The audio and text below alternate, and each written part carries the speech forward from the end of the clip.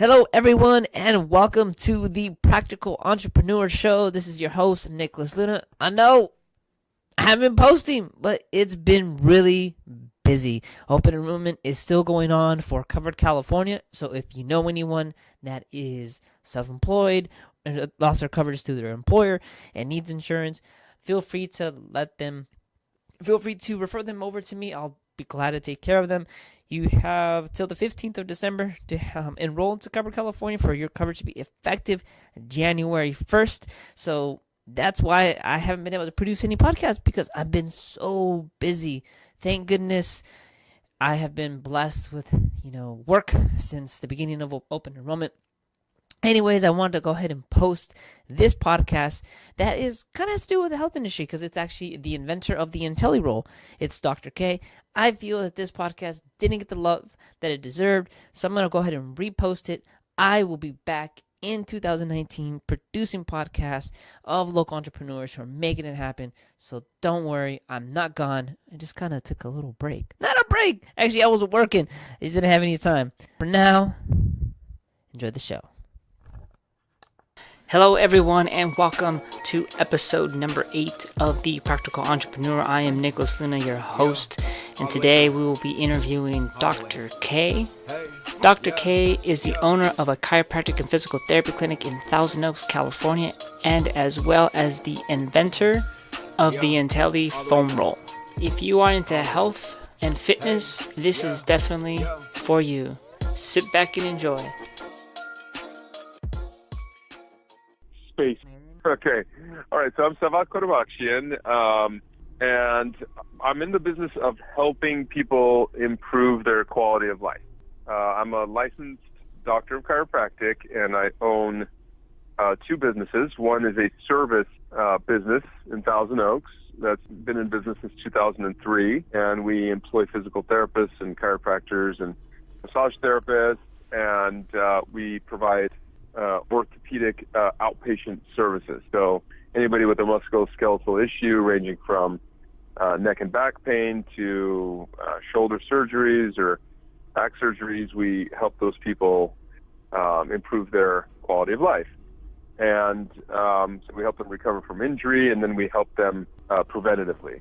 In that business, we also do employment testing services. So we qualify candidates who've been offered a position in a labor-intensive type of a job to make sure that they're capable of doing the essential job functions.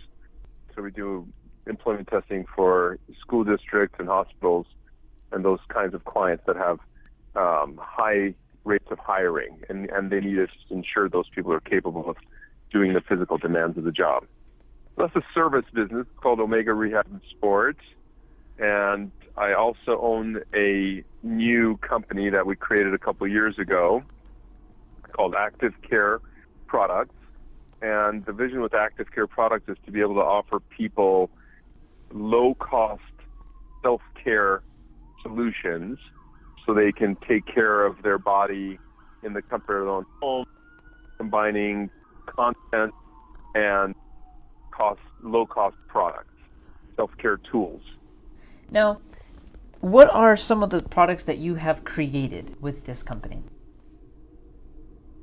So the primary product, our flagship product, is called IntelliRoll, and we have 3 versions of it. It's an anatomically designed foam roller, and the foam roller is designed with a spine zone, which allows you to self-massage and self-mobilize your spine.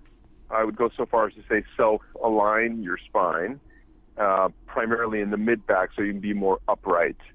And that's our primary focus at this point. We do have additional variations of it coming here shortly. We're also in the process right now of making a travel version, a more economic, smaller version of it. And then by the end of this year, we're also hoping to launch a vibratory version of the same. And we have some other products in the making right now that are also in that similar kind of a space. But right now we're primarily focused on our 3 IntelliRoll versions, and then the travel version and the vibratory versions that are coming end of this year. Oh wow, that must be very exciting. Now I know when It is. you have two businesses, so you're a licensed chiropractor and you design products to help people, give them for more self care. And if people who aren't That's familiar right. with it, the foam roll, personally, I love and enjoy, but yours is probably the next step. It's the Cadillac version of the foam roll because it is specifically designed Thank you. for I don't want to say for athletes, but it's like I said, it's anatomically correct. And when I saw it, I just looked at I looked at it and just like, wow, it had to be you, Dr. K, that would invent this, because I'm sure you were super annoyed when you had to deal with the foam roller, though it was a good product, but you're like, something's just not right. Something that's not right. So, what made you come up with this? Like, was it working with the patient? How did this idea for this IntelliRoll come into your mind? Yeah. So I had been using foam rolls for quite some time, and I certainly wouldn't say I was annoyed with it. I actually loved them, because I discovered a way to self-care, a very simple way to use leverage to help improve mobility and alignment. The problem was I couldn't get into the neck and upper back. When you put a straight edge, which foam rollers traditionally have, then you run into the shoulder blades, and you can't access the spine, particularly in the neck and the upper back. So that's where it was one of those things that just kept plaguing me. So I was annoyed with that. I mean, that's a fair statement, because every time I'd get on the neck and upper back, I couldn't get into that space. And additionally, patients were always complaining how uncomfortable it was, because a single point contact, so on a flat foam roller, you get a single point contact, and that single point contact creates a guarding response. So we thought, well, how can we distribute the pressure over more area? And so we created these concave surfaces that provide more surface area contact and distribute the pressure. So it creates a situation that makes it, or a product that makes it more comfortable and more efficient. We also added the center spine zone, which allows access to the neck and upper back. Awesome. Wow, so that's what it was, is that you couldn't get into the neck and the shoulder area. It was a necessity thing, like, okay, I can't get in here, so I just kind of thought about it. We're not the first foam roller to have a spine zone. In fact, I bought several of them, and they were either the diameter was too small, and the ends of the foam rolls were either small, the diameter was smaller than the center, so they would tip. Either the overall diameter was too small, the ends were too small, and one of them, the ends were too big. The center was too big relative to the ends. So none of them were stable. And so I started really thinking about it, would I give this to my patient? And, having played around with all of them, I wouldn't put any of them with a patient because they were unstable. And that was the other issue we found with things like massage balls, getting people to have, particularly the population, when you're working with a population of people that are injured or in pain, there's a certain amount of anxiety or concern. Obviously they're in pain. They want to make sure that things get taken care of. So I designed the IntelliRoll assuming that the person that would get on it had advanced disc degeneration, disc protrusions, and surgery. Like the worst, the most challenged patient was going to get on here. What would I do? And so that's kind of where the design came from. So we worked with an engineer, made it very stable. We pulled in the diameter from a traditional foam roll at 6 inches to 5 1/4. So it provides more of the population can use it. So it was before we started the company, it was a good 2-year research and development process that started off kind of like a curiosity, and as it grew legs, and then we made prototypes, and then people tried it, and then it was like, oh wow, this thing really feels good. And then as I gained confidence that it was worth putting money into, I took the plunge. And the first year, I won't kid you, was pretty pretty scary because it's such a steep learning curve. All I'd known was the service industry up to that point, and there's a whole, it's just a different type of business. There's other, you're not dealing directly with the customer, so you've really got to have this thing.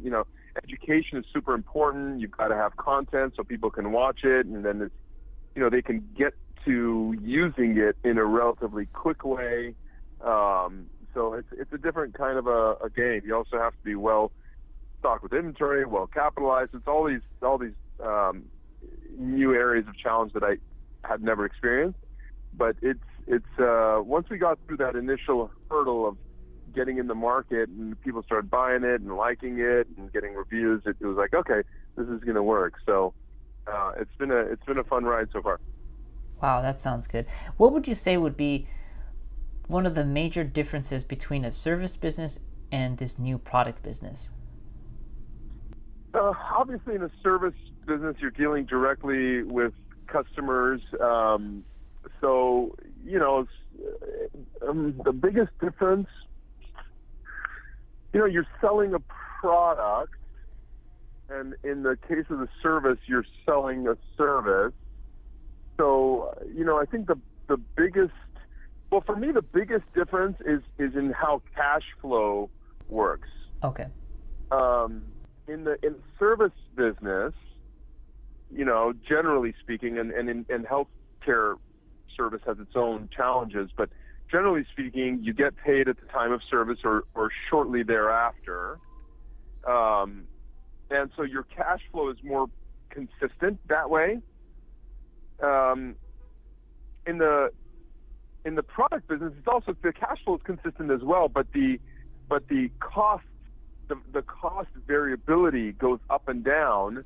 So you have to be prepared for quarterly inventory purchases. Oh, okay. That's the biggest difference, because you've got, so when I say cash flow, maybe that's not entirely correct. I'm really talking about the expense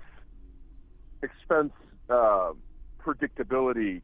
In a service industry, it's pretty consistent. Okay, you've got your labor costs, you've got your rent, you've got your insurances. It's pretty stable. In a inventory-based product business, every 3 months or so, you've got this big, much bigger cash outlay because you have to bring in inventory. Okay. So that's the biggest difference, is that you have to be capitalized well enough to be able to meet the demand and have these larger cash outlays quarterly. The other thing too is seasonal variability.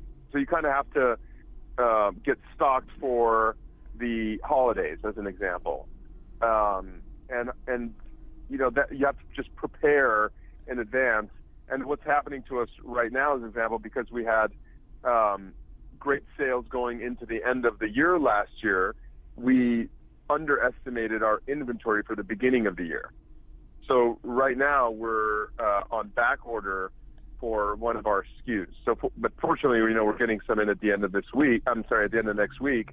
But that was a good learning experience. So I had to be able to better predict, how your inventory needs are going to go. So I say that's the biggest difference. Okay. Other than that, you're still providing, you have to provide good customer service and make sure, the product arrives in time and people are happy with the service they're receiving, and then be able to adjust as you learn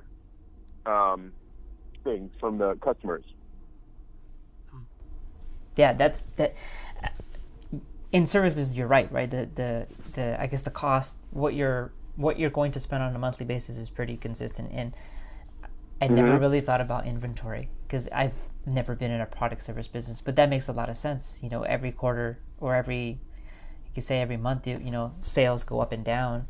Yeah, so it's very hard to predict. Exactly. And if you're so if you're, you just have to be able to predict what your sales are going to be, which is a whole new kind of a learning experience for me, because you have to be able to ensure that you have enough inventory until, we're at a point where we're in retail, which is probably a couple years off. And at that point, you go into, ways of predicting that are much more advanced than the way we do it right now. Got it. Now, because this was a new business, new industry, not new industry, but kind of a new endeavor for you. I'm assuming there was a point in which you kind of felt like maybe throwing in the towel.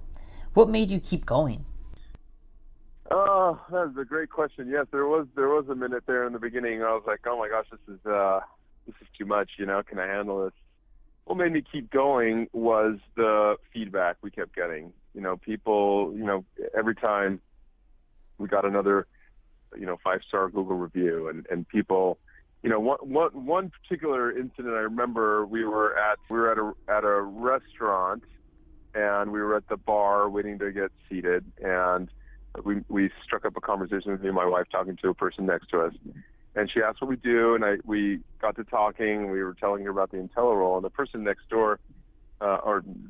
person sitting next to me on the opposite side, who was not involved in the conversation, kind of turns and goes, "Oh my God, you invented the IntelliRoll?" I said, "Yeah, I did." And he said, "You know what? I was given that as a gift, and I've always had back issues, and I can't thank you enough, man. It's changed my life." And I thought, "Oh my God, that's awesome," and that was kind of a moment where I felt like, I got to keep doing this, and I want to help more people. You get to a point, I think, in your career where, you've mastered that particular way of doing something, and I'm not claiming to be a master in terms of in my learning to be able to help people, but in terms of being able to bring a person in, assess their needs, overcome their resources, time hurdles, get them on board, get them excited about taking care of themselves. I've done that, and you can see 25 people a day. You add staff, they see another 20 a piece a day, and you eventually run into a space issue, and then you say, okay, well, am I going to go lease another office space, or am I going to go buy a building? All of them which have huge capital outlays, and there's the profit margins are pretty tight on service industries, because your payroll is typically very high, particularly in healthcare. So you're managing services, managing the quality, and you're bringing more people in, but you're not helping the masses. So I started thinking, how can I help the masses? And then I really started thinking about spine care as a function of, or similar to dental care. I started thinking, well, we brush our teeth every day. Why don't we do a little something for the spine every day? Because that's what I do for myself. It's just to get the extension in the mid-back and shift your center of gravity back, because everybody is in forward postures during the day. So I started thinking about it in that regard, and I really have a vision to make spine care a regular phenomenon in people's lives. So, I think it's a passion that drives it, because I've seen so many people kind of suffer with it, and the issues that I've had with it. I want to see people have a better quality of life without being subjected to the short-term influences that can affect people's decisions when they're in pain. Meaning, when you're in pain, you'll do anything to be out of pain. So everybody will line up to sell you a solution, and in as much as surgeries are necessary at times, I can't tell you how many, failed back surgeries I've seen, and these poor people now have, rods and hardware in their body, but they're really no better off because they never addressed, and it's no fault of the orthopedist, and the orthopedist did what they were supposed to do. They stabilized an area that was unstable, but the person never incorporated a healthier lifestyle. So then the segments above and below start to go, because the same habits that caused them to have the issues in the first place never change. So, I started really wanting to help more people. And after that experience, I was like, okay, we're on. Yeah, that gave me the chills when you told me that. When you're sitting down in a restaurant, you're talking to someone else, and then someone who's not in the conversation says, "You're the person who invented the IntelliRoll," and you probably were just like someone actually has one within like Yeah, in his that's restaurant, so. right? Oh, really? I'm like, oh wow, that was kind of, and then he goes, it changed my life. I can see how that's like, I'm doing this, like, because Yeah, it's like, okay, you realize it's something more than just the money. And I've always, maybe I should be more about the money because I've never really been about the money. But I would say, for younger people that, the sooner they can think, we just don't have a great education on money. And I always came from a place, the way I got into the business myself, I had trauma to my neck and nobody could help me. And I met I had this girlfriend whose father was a chiropractor, and he helped me. He took my headaches away. I was able to turn my neck. I was like, wow, this guy's making a difference. And I thought, okay, you know what? And I didn't know what to do with my life at that time. I was living in Hawaii, and I had an undergrad degree in anthropology, and I was, just kind of, not aimless, but I didn't really have a path. And so, it really inspired me to do it. But, I do think we need better education around money so people understand the importance of saving when they're younger. So there's more security as we get older.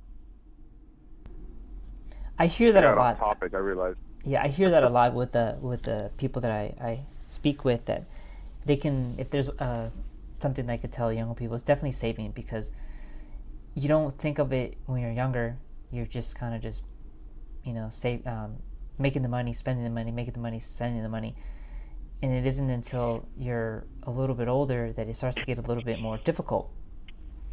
And I've always and go ahead. no, and when I've always been pretty conscious, because I read Rich Dad Poor Dad at 19. Someone recommended to me that book in the airport, and that book is the one that kind of changed my perspective on school. You read that at 19? Yes, I did. There you go. Yeah, so it once I got it, I was like, oh wow. So I've always been conscious, and not everyone else is, and it's so important, because you can get yourself into some serious trouble, and when you're in debt, it almost feels like it paralyzes you, like you're just like, oh, like I got this debt I got to pay, and then you do small, like, little things to try to make quick money, along with your full time, or I don't know what people do. They'll just find ways to try to get themselves out of this hole, and it just seems like they never do, because they just don't know how to manage it. Yeah. And I've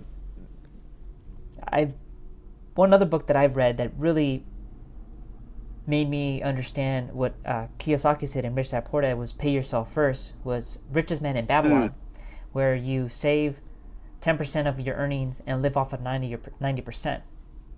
And I think that's a fundamental that people should know, and especially if they ever want to be in business, because you never know what's going to happen. Something could happen if you're in a service business. An employee gets sick and you have to hire someone, or there's a rainstorm and the roof collapses and you got to fix the roof. If you're not saving money to be able to address these concerns when they arise, you're going to be in trouble and probably won't be in business for that long. Yeah, 100%. You're ahead of the curve. So, quick question for you, Dr. K. Now, I know you've worked in the health industry for majority of your adult life. How did you ever address your health insurance needs? So you mean our own company's health insurance needs? Or yours in general, and the company's? Because I know from experience, many business people and entrepreneurs usually put health insurance on the back burner, because it's such an expensive cost. So they're like, oh, maybe that can wait a little bit. And that's a really good question.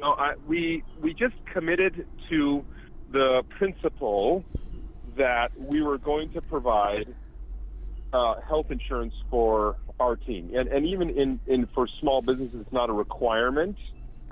We couldn't be a healthcare service company and not do that. It just principally didn't seem right, that that we all collectively as a country struggle with this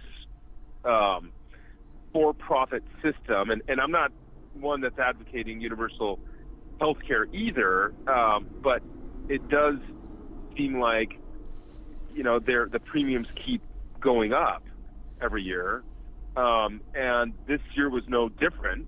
I think our premiums went up something like 30% or something, but you get reliable people and you hope that they're being forthright with you and providing you the best possible options. Unfortunately, I don't have I don't have the time, frankly, to research, how I can provide health care for our team, but we just made a commitment, said, what, our healthcare, our team needs healthcare, so we're just going to do it.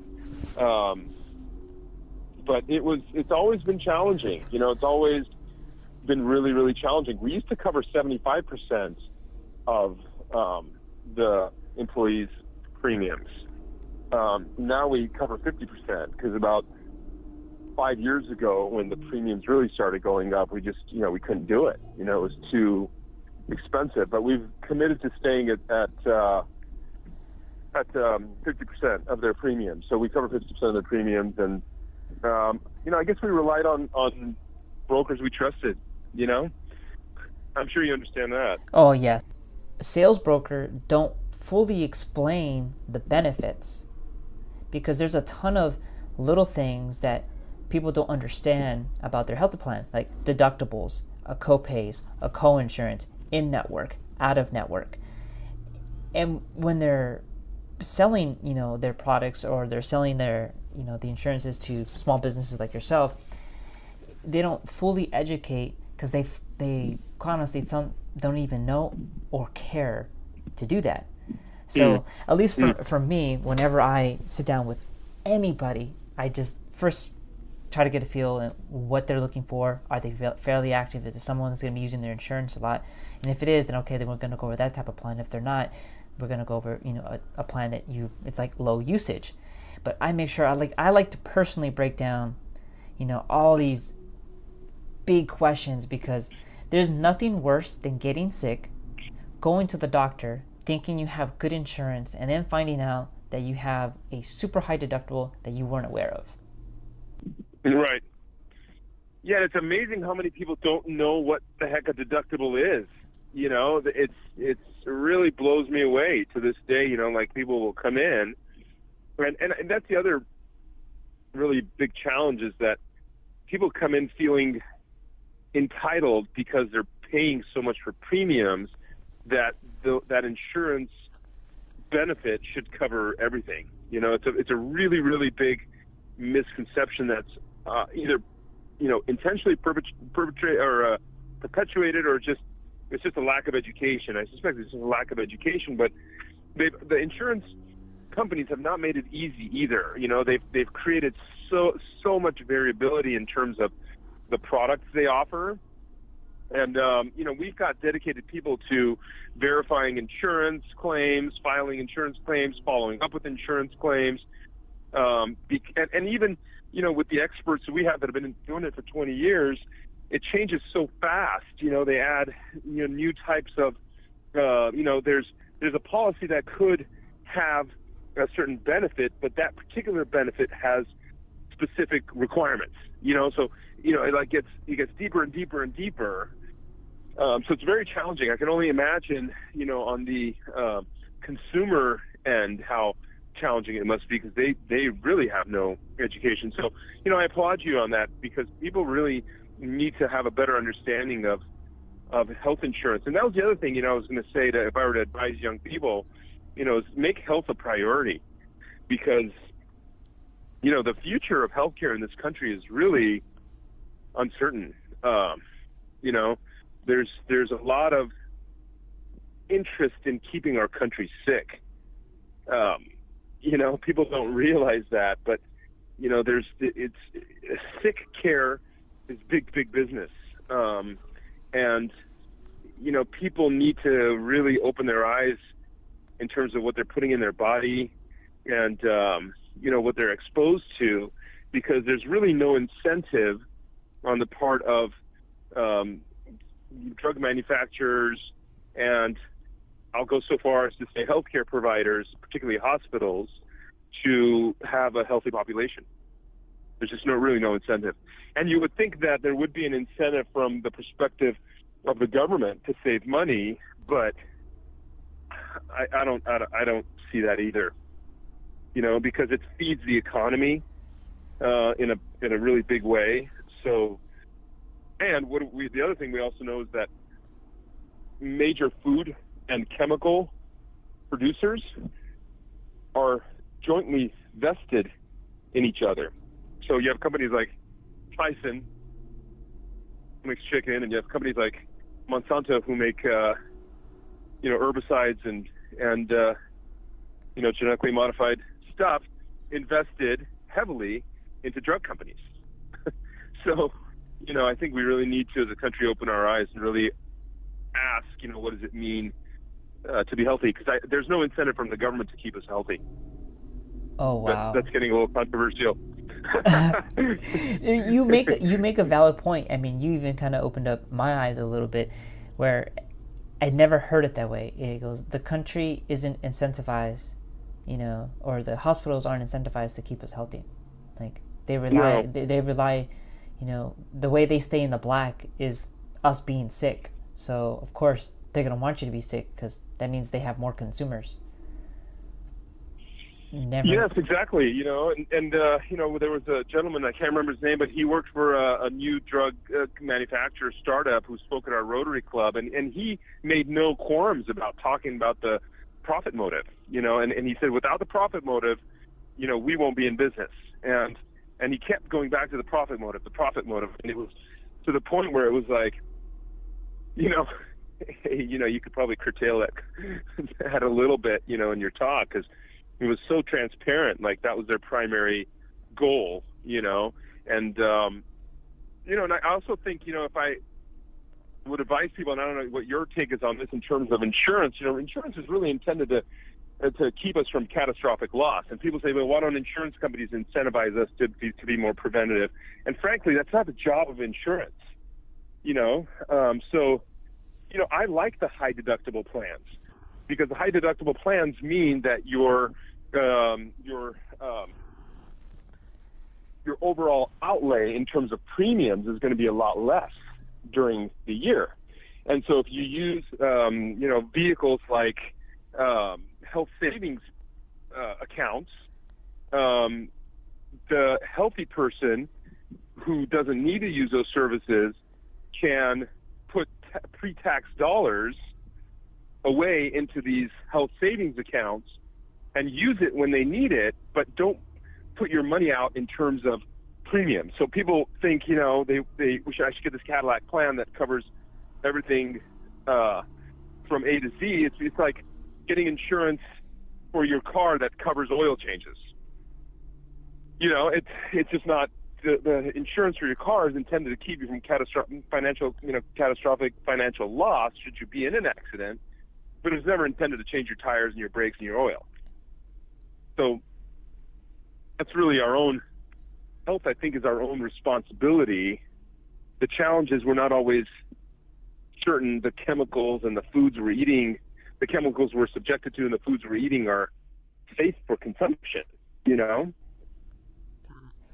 I think that's where people need to kind of open their eyes, in terms of what they put in their body, what they're exposed to, because there's no real incentive to keep people healthy because it doesn't make any money. Okay. That was a great breakdown, Dr. K, as far as your high deductibles. What I do when I talk about high deductibles, I just, I break it down like this. It's like a premium. Once you pay in a high premium, that's money you're paying, you never get back. I go, if you have a lower premium and you have a high deductible, if you don't get sick, you're not going to spend as much money. But if you do get sick, you're going to end up having to pay a little bit more. You just have to be prepared.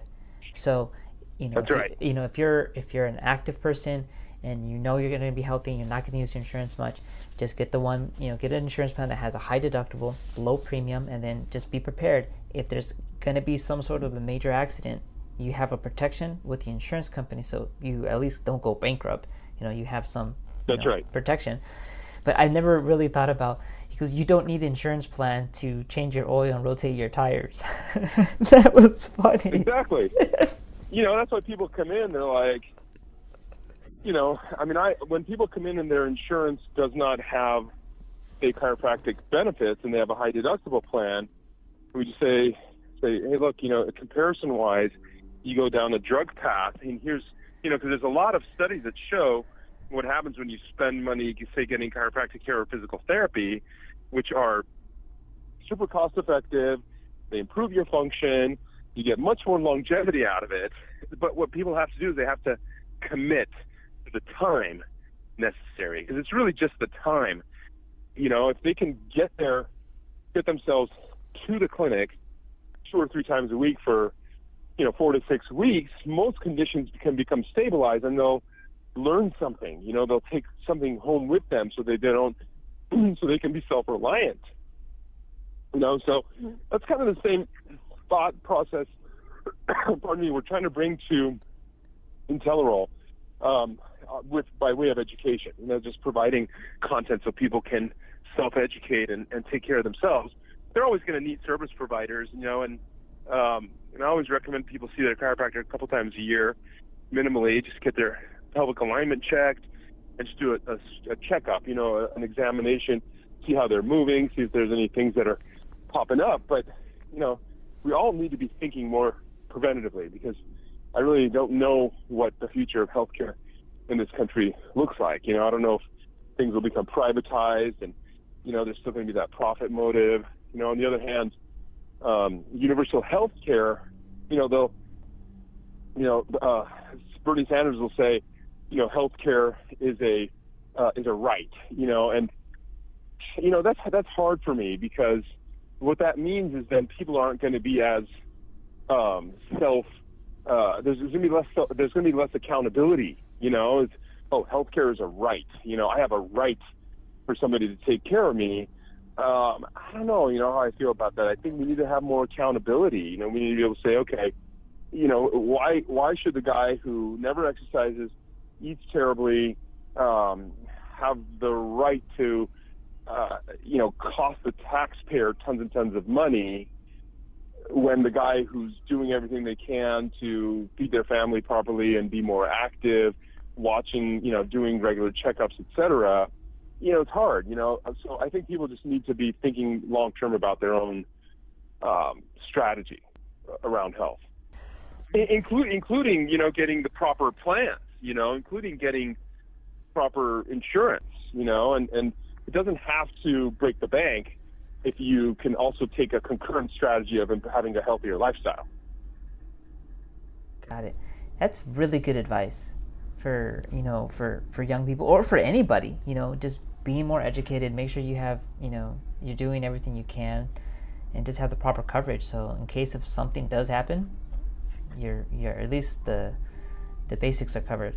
Yeah, well, I was going to say what I'd love to see in the healthcare industry, health insurance industry, since you're in it and you're young and you're going to be, a leader in that industry, Nick, is I'd love to see, the people that are individually employed or that need individual plans, or if they're in small businesses and can't compete in the way that people that work for large employers can, because large employers can spread their pool, right? They can spread their risk.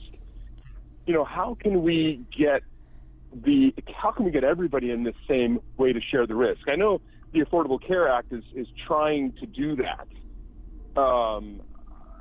I just think that there's still a lot of problems that need to be resolved. But so that's what I would put back out to you, something to think about, because everybody should have really equal access to health insurance, and then they should get incentivized for living a healthier lifestyle.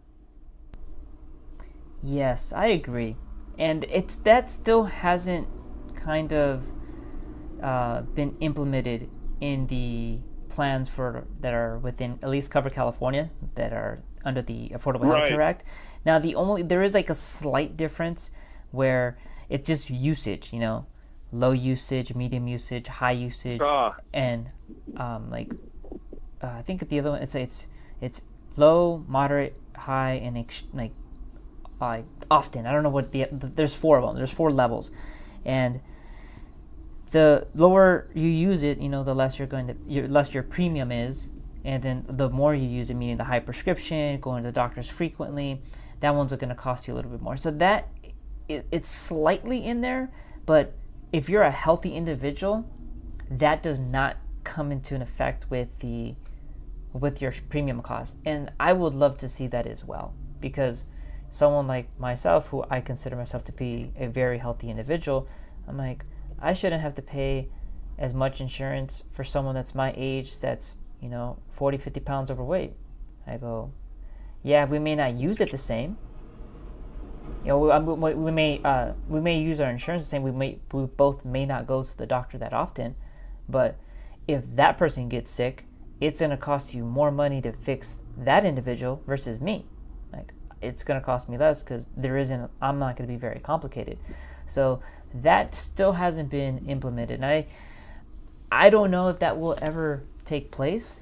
And another variable or a hurdle would be, how do you verify it? Now, one can go to the doctor, and go through a physical test, and maybe there's a foundation, like a system that is kind of like put in place where, like, no, you go through all this, you need blood work and height weight ratio and all that good stuff, and like, all right, they put you in a category, and maybe that can be linked to the Cover California system, so the state can have that information. Like, okay, this person is healthy, we're going to give them a discount, not a tax credit, but a discount on their insurance because of their health. I mean, that I can see that. I would love to see that in the future. I would, because it would save people who are healthy a ton of money. But to implement it seems like it would be a lot of work. But that's definitely something that I would love to see myself. Adding that like variable in there, like, I'm healthy, I should be paying less, because it's not in there yet. I don't think so, and I agree there. And there's a lot of other factors to work out, like the providers of catastrophic care, like hospitals and drug companies. We need to get the profit. At least we need to get companies that are vested in each other, that have a conflict of interest. We need to get those conflict of interests out, because until then, there's no incentive for those people to even see us see the population as striving towards better health. This is not their business. They're in the in this business of sick care. So, and that's the biggest thing I grapple with. But you know what? I think you're on the right side of this equation. I know you are, and I really enjoyed the conversation. So. Wow, what an interview with Dr. K. He really got into detail as far as what he thinks about the healthcare industry. It was really fun to be able to have a very thorough conversation with someone who's in the medical field, on a daily basis like myself. So some of the few takeaways that I got from this interview is, one, being responsible for your own healthcare. Now, everyone may have their own opinions as far as healthcare and how the healthcare system works. The more we are responsible for our own healthcare, the better the healthcare system would be. Number 2 is how Dr. K believes that American health system is dependent on people being sick and not being healthy. When he made that statement that he believes that food companies are invested heavily in the pharmaceutical companies, that kind of made me stop. It's just the world that we live in. I don't know if it's true or not, but I wouldn't be surprised. And the last takeaway I took is, don't quit. When I asked Dr. K what was something that made him keep going when he wanted to throw in the towel, is when he was sitting at a restaurant and someone told him, "You're the one who invented the Intelli foam roll?" He's like, "But that foam roll has changed my life." So you never know. You could be making an impact on someone's life. Thank you for listening to us on iTunes. Please give us a review. Let us know what you think. If it's a 1-star, leave a 1-star. If you hate it, write that you hate it. But if you love it, leave us a 5-star, leave us a comment. Till then, keep things practical. Hey, yeah.